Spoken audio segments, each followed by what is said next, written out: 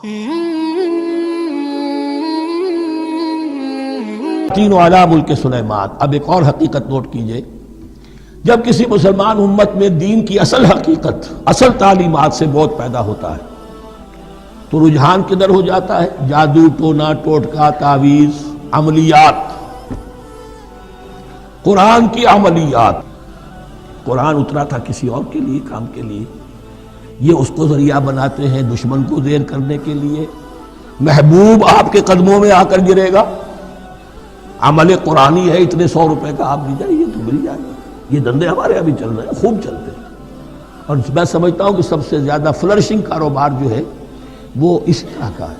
Hang لگے نہ پھٹکڑی، نہ آپ کو کوئی اس میں محنت کرنے کی ضرورت ہے، نہ اس کے اندر آپ کو انویسٹ کرنے کی ضرورت ہے، اور کاروبار چلتا۔ تو وہاں بھی کیا ہوا، وَاتَّبَعُوا، جب دین کی اصل حقیقت کو دور پھینک دیا، انہوں نے پیروی کی اس کی مَا تَتْلُو الشَّيَاطِينُ عَلَىٰ مُلْكِ سلیمان، جو شیاطین جن جو تھے۔ علی ملک سلیمان سے مراد ہے علی عہد ملک سلیمان، حضرت سلیمان کے زمانے میں، چونکہ اللہ تعالیٰ نے ان جنات کو حضرت سلیمان کے تابع کر دیا تھا، تو وہاں پر چونکہ ان کا اب جو ہے کوئی میل جول زیادہ تھا لوگوں کے ساتھ، تو وہ انہیں کچھ اس قسم کی چیزیں سکھاتے رہتے، گویا کہ اندر سے تخریب کاری۔ وَاتَّبَعُوا مَا تَتْلُو الشَّيَاطِينُ عَلَىٰ مُلْكِ سُلَيْمَانَ وَمَا كَفَرَ سُلَيْمَانُ وَلَٰكِنَّ الشَّيَاطِينَ كَفَرُوا، اور سن لو، سلیمان نے کبھی کفر نہیں کیا، بلکہ یہ شیاطین تھے کہ جو کفر کرتے تھے۔ جادو کفر ہے، لیکن آپ کو نقش سلیمانی آج تک بھی لفظ ملے گا، نقش سلیمانی۔ آج بھی مسلمان بھی ان چیزوں کو حضرت سلیمان کی طرف منسوب کر رہے ہیں، وہ ظلم اب بھی جاری ہے۔ وَمَا كَفَرَ سُلَيْمَانُ وَلَٰكِنَّ الشَّيَاطِينَ كَفَرُوا يُعَلِّمُونَ النَّاسَ السِّحْرَ، وہ لوگوں کو جادو سکھاتے تھے۔ وَمَا أُنزِلَ عَلَى الْمَلَكَيْنِ بِبَابِلَ هاروت وَمَاروت، اور جو کچھ نازل کیا گیا دو فرشتوں پر، ہاروت اور ماروت پر، بابل میں۔ بابل یہ ہے پرانا عراق، بیبلونیا۔ نبوکدنضر بھی بیبلونیا کا بادشاہ تھا، نمرود بھی بیبلونیا کا بادشاہ تھا۔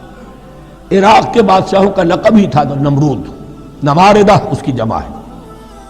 تو حضرت سلیمان کی حکومت جب تھی تو وہاں پر یہ لوگ جنات جو ہیں وہ اس قسم کی تخریب کاری کر رہے تھے، تو اللہ تعالیٰ نے آخری آزمائش کے لیے دو فرشتوں کو زمین پر اتارا، اور وہ انسانی شکل میں لوگوں کو جادو سکھاتے تھے، بتاتے بھی جاتے تھے دیکھو جادو کفر ہے، ہم سے مت سیکھو، لیکن اس کے باوجود لوگ سیکھتے تھے، تو گویا کہ ان پر اتمام حجت ہو گیا کہ اب ان کے اندر خباثت جو ہے پوری طریقے سے گھر کر چکی ہے۔ وَمَا يُعَلِّمَانِ مِنْ أَحَدٍ، اور وہ نہیں سکھاتے تھے کسی کو بھی، حَتَّى يَقُولَا إِنَّمَا نَحْنُ فِتْنَةٌ فَلَا تَكْفُرْ، یہاں تک کہ وہ کہہ دیتے تھے کہ دیکھو ہم تمہاری آزمائش کے لیے بھیجے گئے ہیں، ہم فتنہ ہیں، تو تم کفر مت کرو۔ فَيَتَعَلَّمُونَ مِنْهُمَا مَا يُفَرِّقُونَ بِهِ بَيْنَ الْمَرْءِ وَزَوْجِهِ، تو وہ سیکھتے تھے ان دونوں سے وہ شے کہ جس کے ذریعے سے تفریق کر سکے ایک شخص اور اس کی بیوی کے درمیان، تفرقہ ڈالنا گھروں کے اندر، فساد۔ اب بھی یہ عورتوں کے اندر یہ کام بڑی تیزی کے ساتھ چلتے ہیں، تعویذ اور دھاگے اور کیا کوئی گنڈے چلتے ہیں۔ وَمَا هُمْ بِضَارِّينَ بِهِ مِنْ أَحَدٍ، اور نہیں تھے وہ ضرر پہنچانے والے کسی کو کچھ بھی، إِلَّا بِإِذْنِ اللَّهِ۔ ایمان کا تقاضا یہ ہے کہ چاہے کوئی دوا ہو وہ بھی بِإِذْنِ رب کام کرے گی، ورنہ نہیں۔ کوئی اور اسباب طبیعیہ ہیں، ان کے بھی اثرات ظاہر ہوں گے اگر اللہ چاہے گا، اس کے بغیر کچھ نہیں ہو سکتا۔ جادو کا بھی اثر ہوگا تو اللہ کے اذن سے ہوگا، تو بندہ مومن کو ڈٹے رہنا چاہیے اور مقابلہ کرنا چاہیے۔ وَمَا هُمْ بِضَارِّينَ بِهِ مِنْ أَحَدٍ إِلَّا بِإِذْنِ اللَّهِ وَيَتَعَلَّمُونَ مَا يَضُرُّهُمْ وَلَا يَنفَعُهُمْ، اور وہ سیکھتے تھے ان سے وہ چیزیں جو ان کے لیے مضرت بخش تھیں، ضرر پہنچانے والی، اور انہیں نفع نہیں پہنچاتی تھی۔ وَلَقَدْ عَلِمُوا لَمَنِ اشْتَرَاهُ مَا لَهُ فِي الْآخِرَةِ مِنْ خَلَاقٍ، حالانکہ یہ بات ان کے علم میں آ چکی تھی کہ جس نے بھی اس چیز کو حاصل کیا، جادو سیکھا، اس کا پھر آخرت میں کوئی حصہ نہیں ہے۔ وَلَبِئْسَ مَا شَرَوْا بِهِ أَنفُسَهُمْ، اور بری تھی وہ چیز جس کے لیے انہوں نے اپنے آپ کو فروخت کر دیا۔ لَوْ كَانُوا يَعْلَمُونَ، کاش کہ انہیں علم ہوتا۔ وَلَوْ أَنَّهُمْ آمَنُوا وَاتَّقَوْا، اور اگر وہ ایمان رکھتے اور تقوی کی روش اختیار کرتے، لَمَثُوبَةٌ مِّنْ عِندِ اللَّهِ خَيْرٌ، تو بدلہ پاتے اللہ کی طرف سے بہت ہی اچھا، بہت خیر۔